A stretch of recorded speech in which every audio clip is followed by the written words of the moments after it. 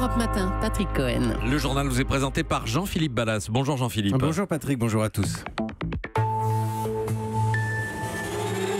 Les fonctionnaires dans la rue, tous les syndicats appellent à des grèves et de manifestations aujourd'hui. C'est une première depuis 10 ans. Gel du point d'indice, retour du jour de carence. Les fonctionnaires réclament surtout du pouvoir d'achat. Nous le verrons dans un instant. Nous irons aussi en Catalogne avec le discours très attendu du président Puigdemont. Déclaration d'indépendance unilatérale ou pas.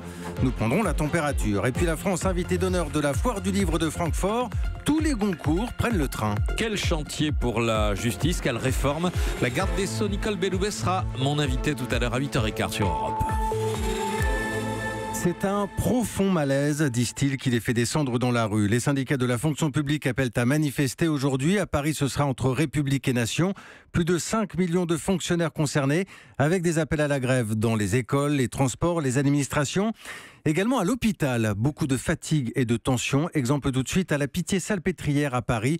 C'est une galerie de portraits signée François Geffrier. Il travaille dans cet hôpital depuis 34 ans comme technicien pour l'électricité. Roger Pierre n'est pas syndiqué, mais il est bien en grève. Aujourd'hui, il a pris sa décision à cause du retour du jour de carence. Cette journée non payée quand un agent est en congé maladie. Quand on s'arrête, c'est qu'il y a des raisons. Donc si un médecin estime qu'on doit s'arrêter, il vaut l'écouter. De toute façon, on se retrouve avec un minimum d'effectifs qui fait que par respect envers ses collègues et le malade qui est derrière, on fait tout pour pas s'arrêter.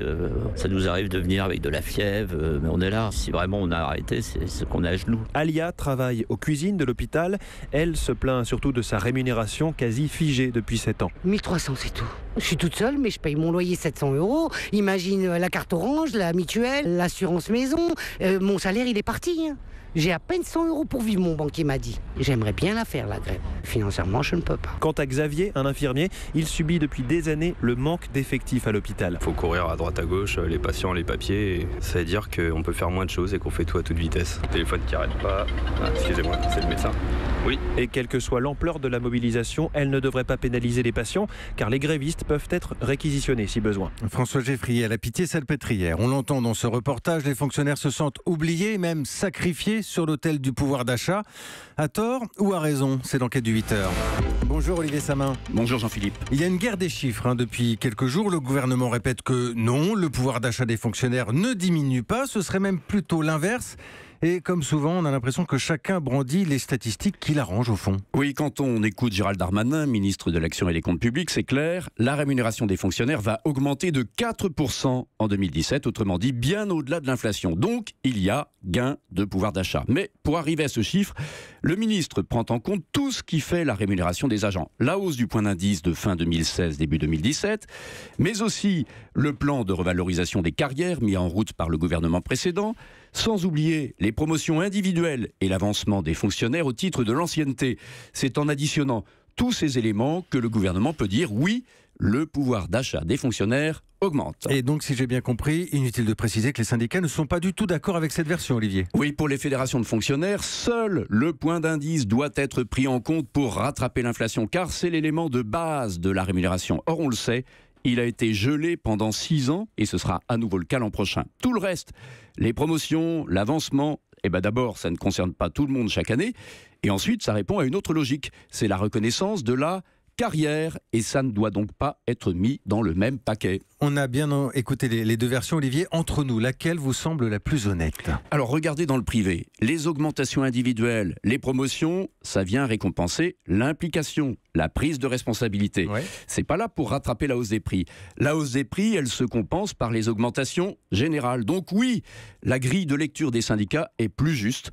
Pour Denis Turbet-Deloff de Solidaire Fonction Publique, le mélange des choux et des carottes tord quelque part la réalité. Quand vous mettez tout ça mélangé, vous noyez le poisson parce que on vous dit votre pouvoir d'achat augmente. Oui, globalement, mais pas pour tout le monde. Et en tout cas, il y a des agents dans une année donnée qui n'obtiennent absolument rien. Et tout ça, Olivier, ça ne devrait pas s'arranger avec la hausse de la CSG. Et non, parce qu'à ce stade, le gouvernement n'a pas prévu d'offrir un gain de pouvoir d'achat aux fonctionnaires comme celui qu'il accorde aux salariés du secteur privé. Pour eux, la hausse de la CSG sera compensée, mais rien de plus. Les choux et les carottes, c'était l'enquête du 8h signée Olivier Samin. Et bonjour Nicolas Barré. Bonjour Jean-Philippe. Directeur du journal des Échos, on l'a déjà dit, tous les syndicats de la fonction publique appellent à manifester. Aujourd'hui, c'est du jamais vu depuis 10 ans. Et pour vous, c'est le signal d'un front qui se durcit aujourd'hui. Oui, car au fond, la question de fond pour le gouvernement est la suivante. Est-ce que les partenaires de la réforme du Code du travail, CFDT et FO, seront encore des partenaires pour les réformes sociales à venir, c'est-à-dire assurance chômage et formation professionnelle? C'est une question cruciale pour la suite du quinquennat.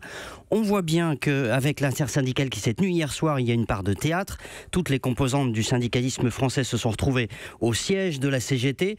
Sur le fond, ces organisations ne sont d'accord sur rien, mais elles ont voulu marquer le coup et c'est un signal adressé au gouvernement. Est-ce qu'il va y avoir du changement, Nicolas, une recomposition de ce qu'on appelle le paysage syndical? Il va forcément évoluer. La ligne FO va bouger. Jean-Claude Mailly va passer la main dans quelques mois. Il est malmené par sa base. Son successeur s'inscrit déjà sur une ligne plus dure. Côté CFDT, le leadership de Laurent Berger n'est pas en cause. La ligne non plus. Mais le ton évolue. Les ordonnances ont laissé des traces dans le pôle réformiste du syndicalisme français. Il y a toujours un clivage profond, c'est ce que dit Laurent Berger, entre ceux qui ont décidé de mouiller la chemise et de discuter des réformes et ceux qui ferment la porte sans discuter. Mais il y a aussi un regain de mobilisation dans les rangs des organisations syndicales qui avaient joué le jeu de la négociation. Et c'est ce baromètre qu'il faut surveiller de près. L'heure est clairement au durcissement. L'éclairage de Nicolas Barré pour le journal Les Échos. On a beaucoup parlé de la piétonisation des voies sur Berge à Paris, sur la rive droite. Mais pour l'instant, il n'y a pas d'impact significatif sur le taux de pollution. C'est ce que dit Airparif, l'organisme de surveillance. Europe 1, il est 8h06. L'actualité à l'étranger, jusqu'au bout, sans doute, il va travailler son discours. Nous partons en Catalogne. Prise de parole très attendue ce soir du président séparatiste Puigdemont. Pour faire simple, il y a deux scénarios. Soit une déclaration d'indépendance unilatérale, la version radicale, soit une intervention de plus pour temporiser. Et parmi les partisans de la ligne dure, il y a Maria Rossell, députée indépendantiste. Elle sera au Parlement ce soir. Pour discuter, il faut être deux. Et pour le moment, du côté du gouvernement espagnol, la seule stratégie, c'est la répression. Le peuple a dit ce qu'il souhaitait. Nous donnerons les résultats et ensuite nous devrons obéir à ce que le peuple demande. Un propos requis par Sébastien Krebs. En face, Madrid menace toujours de suspendre l'autonomie de la région. Et parmi les dernières voix à s'être exprimées, il y a notamment la maire de Barcelone qui représente la gauche radicale de Podemos. Elle demande elle aussi à Puigdemont de renoncer à l'indépendance unilatérale, tout comme l'eurodéputé espagnol et catalan du parti de Rajoy. Il s'appelle Santiago Fisas. C'est une ligne rouge qui peut être franchie avec des conséquences imprévisibles. C'est un coup d'État. Et il y aura une réaction de l'État espagnol. On ne peut pas permettre qu'une partie d'un État puisse dire « Ah bon, je m'en vais demain comme ça ». Alors il faut prendre les mesures pour empêcher ça. Un propos recueilli au micro européen de notre correspondant en Espagne, Henri de Laguérie, et donc discours attendu de Puigdemont ce soir à 18h au Parlement de Catalogne. Des incendies monstres en Californie. Ils ont déjà fait au moins 10 morts, 32 000 hectares ravagés.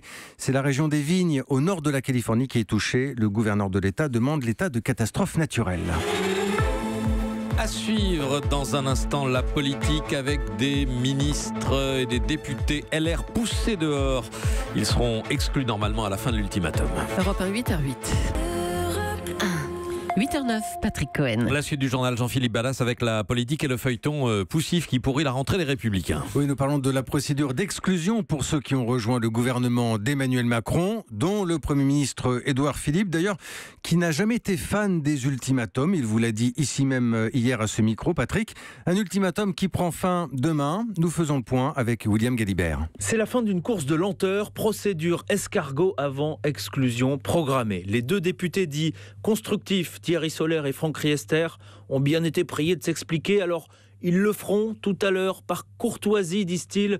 Ils prendront un café avec le responsable de la commission chargée d'examiner leur cas. Mais dans leur tête, confirme Franck Riester, ils n'appartiennent déjà plus aux Républicains. C'est jamais de gaieté de cœur de se voir quitter de gré ou de force, si je puis dire, un parti dans lequel on a des amis. Mais à partir du moment où celles et ceux qui en ont la responsabilité aujourd'hui l'ont fait dériver vers des rives qui ne sont pas celles auxquelles je crois, eh bien, écoutez, c'est ça, malheureusement, les mauvais côtés parfois de la politique, et il faut savoir se reconstruire, repartir. Ce parti auquel j'ai adhéré à l'âge de 15 ans est loin de ses principes fondateurs. Quant au ministre Édouard Philippe en tête, transfuge LR, qui ont rallié Emmanuel Macron, eux n'ont donné suite ni au courrier, ni aux demandes d'explications en tout genre.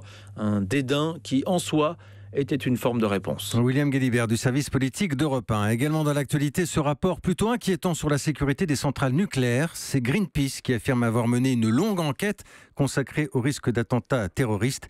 Révélation ce matin du Parisien.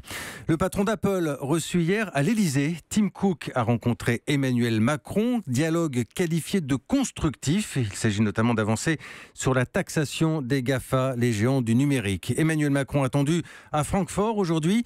C'est la foire du livre, le rendez-vous le plus important du monde de l'édition. Et cette année, c'est la France qui est l'invité d'honneur. Du coup, on envoie sur place nos Goncourt. Nicolas Caro. Pour promouvoir sa littérature, la France a décidé de jouer le jeu à fond. Aujourd'hui, le jury du prix Goncourt embarque à bord d'un TGV chargé de journalistes et d'éditeurs. La deuxième sélection du prix sera annoncée là-bas, demain. Pour Pierre Assouline, membre du jury, le Goncourt se devait d'y être en force. Il y a un côté commando, quoi. C'est bien d'y aller tous. C'était la moindre des choses. Même si, je peux vous assurer que Francfort, c'est très très fatigant. Parce que c'est énorme, c'est une concentration formidable de tout ce qui se fait autour du livre dans le monde. C'est une caisse de résonance inimaginable vue de l'extérieur. Cette caisse de résonance, Françoise Nyssen, ministre de la Culture, mais aussi fondatrice de la maison d'édition Actes Sud, compte bien en profiter. Elle sera sur le front, elle aussi, demain, avec un programme chargé, remise de prix, rencontre avec ses homologues européens, puis avec les éditeurs français, allemands et internationaux. Il s'agit de profiter de cette vitrine internationale. Près de 200 auteurs français seront aussi du voyage, parmi lesquels Michel Houellebecq, bien sûr, sans doute le plus célèbre à l'étranger, mais aussi Dany Laferrière, Le Clésio, Amélie Nothomb, Marine Diaye ou Leila Slimani, le dernier prix Goncourt. Nicolas Caro, le football et l'équipe de France qui veut son billet pour la Coupe du Monde. La qualification est possible dès ce soir. Il suffira de battre la Biélorussie au Stade de France. Et puis eux avaient créé la sensation lors du dernier Euro. Les Islandais sont de retour avec leurs supporters, avec des claps et des houes dans les tribunes. Ils sont d'ores et déjà qualifiés pour le prochain mondial. Ce sera le premier de leur histoire après leur victoire 2-0 hier soir contre le Kosovo. Merci, c'était Jean-Philippe Ballas pour le journal Europe 1.